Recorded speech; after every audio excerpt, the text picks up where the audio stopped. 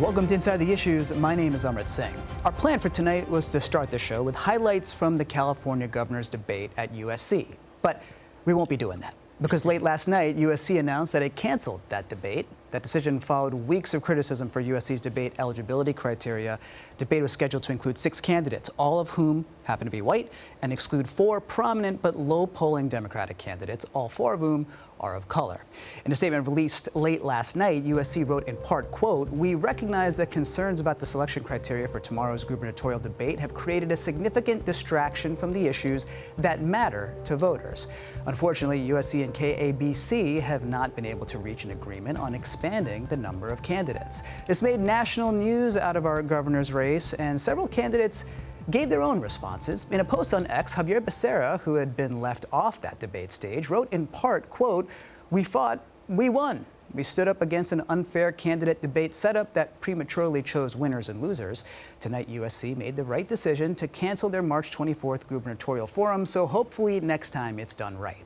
San Jose Mayor Matt Mahan, who had been included, posted, quote, "California isn't working for too many working people. The answer isn't to cancel debates, it's to hear all voices." And Matt Mahan is a pivotal figure in this. Like the 4 excluded candidates he's polling in the single digits, USC's criteria included him because of fundraising, but Mahan's inclusion led to the allegations of bias. One of the top Republicans in the race is going after USC and the state Democratic Party following the university's announcement. Here's what Steve Hilton had to say. It's another example that Democrats in this state cannot organize anything. Yet another example of insane Democrat incompetence. They're arguing about who should be on the stage, the LPDs, the low-polling Democrats complaining they're not doing well enough to get in the debate, so now they've gone and canceled it.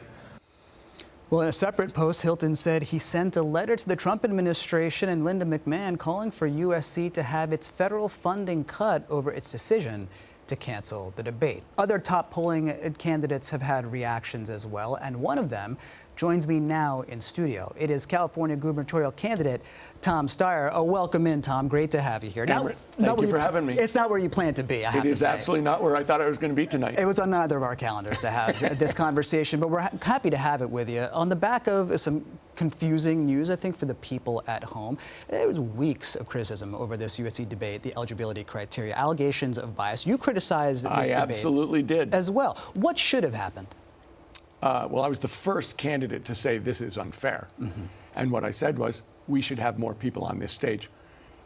What you said is true. Matt Mahan was polling under several of the candidates who were excluded, and it seemed obvious that that didn't seem right. And so my idea was, let's get everybody on that stage. The question becomes, at what point should USC, KABC, anybody have a cutoff, though, right? Because if you get all the candidates on the stage, I don't need to tell you, there's over 60 candidates that are running in this race. Right. However, I think that there were 10 clear candidates who could have been on that stage. And in fact, we tried to put together that opportunity, but it was just too short notice today. The truth is, this is a big loss for the people of California. Right. You know, this is a critical time. The next governor of California, that is an absolutely significant post. And the people of California deserve to hear what candidates believe, what their plans are, and who they are. And they were denied that right today, and that is a real shame. People are trying to get a sense of all of you candidates right now. It's a pretty diffuse set of numbers on the back of the polling, and a significant number of people are undecided as well. We can talk about the diffusion, the Democratic side of things, but the debates, as you say, a service should help. What should the debate criteria be moving forward? What do we learn from this? Well, I think that the question, as you pointed out, is how many people can you effectively have on the stage and have a meaningful debate? Because at some point, nobody gets to say anything. Right. My job isn't to set debate standards. In this case, it was quite obvious, and I publicly, over a week ago, said, this is being done wrong, and I tried to stand up for what was right. But my job, actually, Amrit, is to go to the people of California and tell them directly who I am, directly what I stand for. Listen to what they say. That's why we're doing all of these town halls, so we can look people in the eye and hear what they have to say and respond to them. If you become governor of California, USC, one of the proud institutions of California, you'll be speaking with that leadership moving forward. Likely you spoke to them on the back of this. What's your message to USC about the way that they handled all this?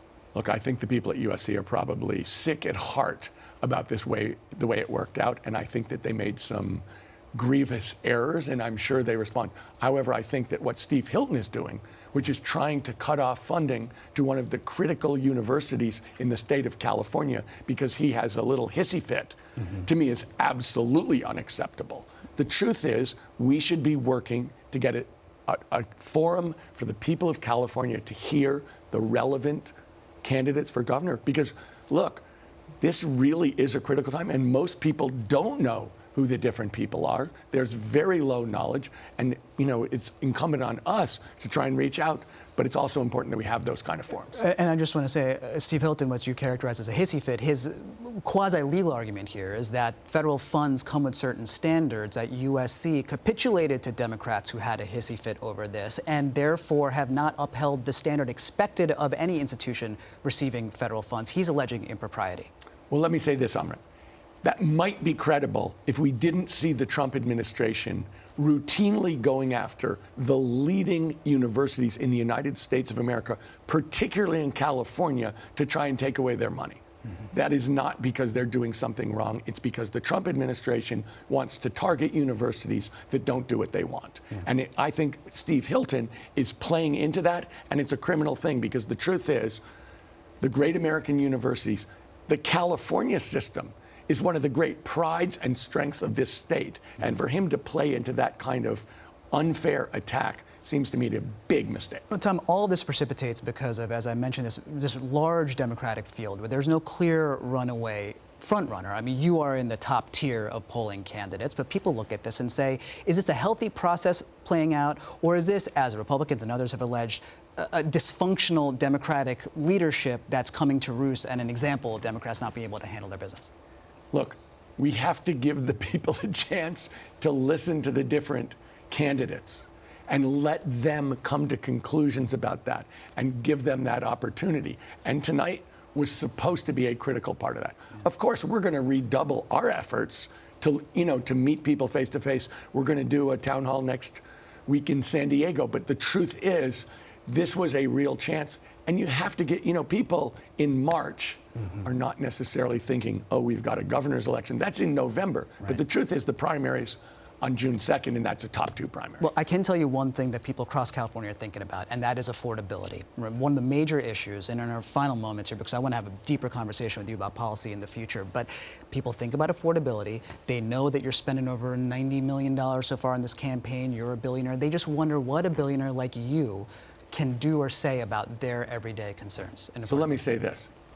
Everyone can talk about affordability, but the truth is what we really is less talk, more results. I'm somebody who's gotten results his entire life. I mean, I built a business from nothing to a big business. And in terms of government, I've taken on the corporate special interest in this state and beaten them at the ballot box 3 times when the regular politicians were scared to do it. And that's what I'm promising to do. Had we had this debate tonight, I would have had a chance to give a housing plan, specifically building 1 million houses. How are we going to do it?